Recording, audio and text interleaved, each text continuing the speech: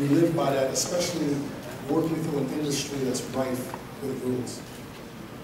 Yeah, it's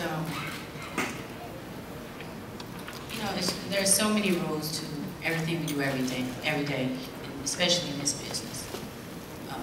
Time is a factor, content is a factor, politics is a factor, and it kind of scares off the art a little bit. You know, there's no room for creativity in art because there's always this structure that we have to follow, and art doesn't work that way.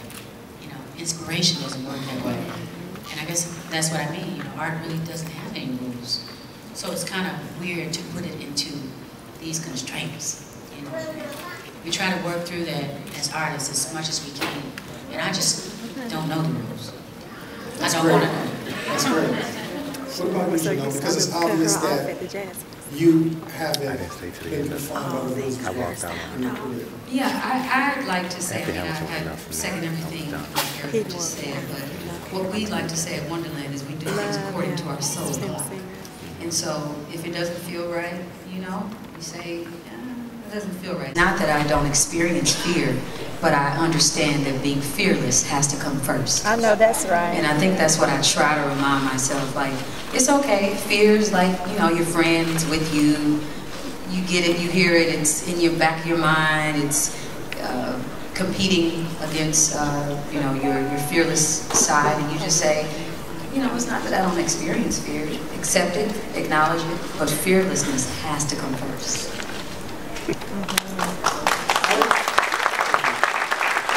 I remember the first time I really experienced the emotional power of music. I was a child and... Say that the best thing a woman can have is her shit together. Yes, girl. She got it. That's right. She's so raw. I love her. That's Janell, right. where were you, or what was your response or reaction when you first heard about Erykah Babu, Miss Babu? Yes. So I actually was watching BET, like every other young girl, when BET was popping. Still popping, but y'all remember Donnie. Wait a minute, let's not. Still popping. Okay, gosh. Y'all know what I'm talking about. Remember Donnie Simpson? We family right here. Y'all remember? Come on, give some claps for that. That was a lot. That made you want to be an artist.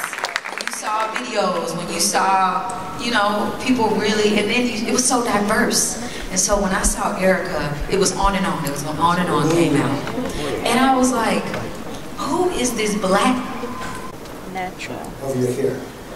And being unapologetically black with your hair. Can we talk about the power of hair and what that means to each of you? I'll let between you talk, because you got a lot of hair. So, hey, not low. I like being natural. You know, I've been natural since I was in high school. I just like it. You know, even if I'm adorning it with some other kind of pieces or something, I like it to look natural. I call that my supernatural. But I just think it's wonderful because I think everything that we do in America as black women or as black people is a political statement. We're making a political statement when we're wearing an afro or wearing locks, or we're being who we are, especially in a society that does not encourage that part of our beauty. You know, and it's the difference between someone who, you know, feels accepted or not. You know, how you wear your hair. You know, and this is an aesthetic choice. You know, you don't have to do one thing or the other. Because I heard a saying once that says, I'd rather see a man with a natural mind and a processed head before I see someone with a processed head and processed mind and natural head.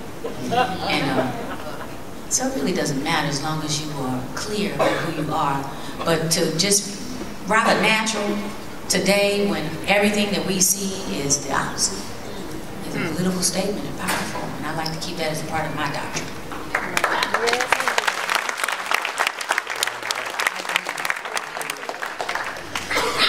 Yeah, it's just important. You have to live with you. So you better learn to love it.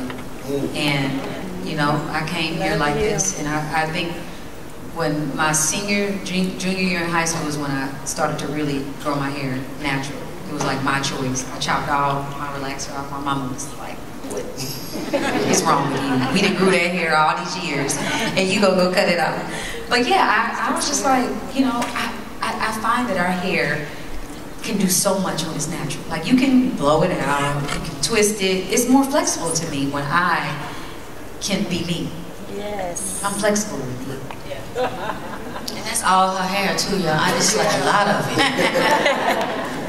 And you cover it up and twist it into bonds. All the time. And then I think, you know, as artists, we like experimenting, becoming different people. Sometimes I like wearing little wigs, photo shoots, you know, stuff like that when you go into different characters. And I think, again, like Erykah said, you just be comfortable with yourself and don't feel like because there's a standard. It's easy for you to say without that hair. Look, girl, I burned it out one time. I learned my lesson. As artists, you've demonstrated time and time again.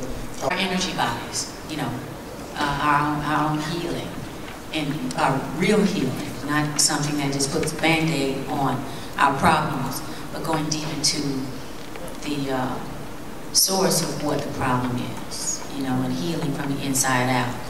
Meaning, if we're having a problem with our back, it's not just our back, it's something emotional that we're dealing with. So I enjoy that kind of work. I started becoming a doula, or thinking about it, after I had my 3 children natural in my bed.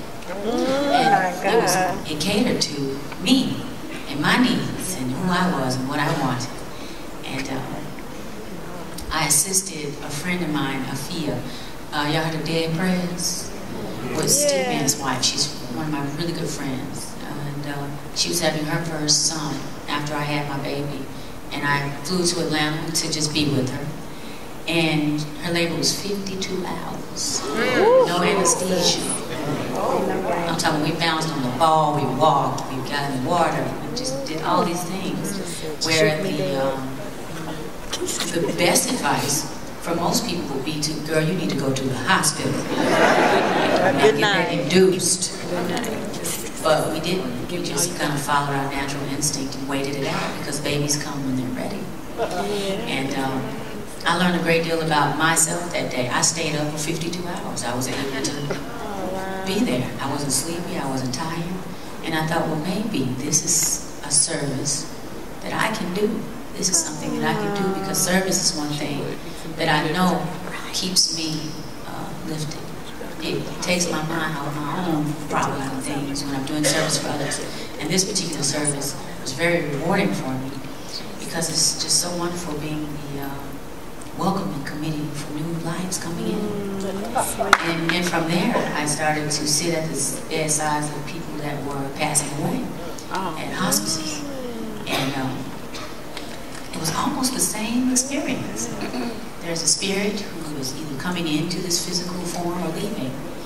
And we don't know where those babies came from. And believe it or not, the people at their last breaths didn't know where they were going, no matter what they were taught on earth. My whole interest was their peace and comfort, whether coming in or leaving. And that's what a doula is about. It makes me feel complete. It's amazing.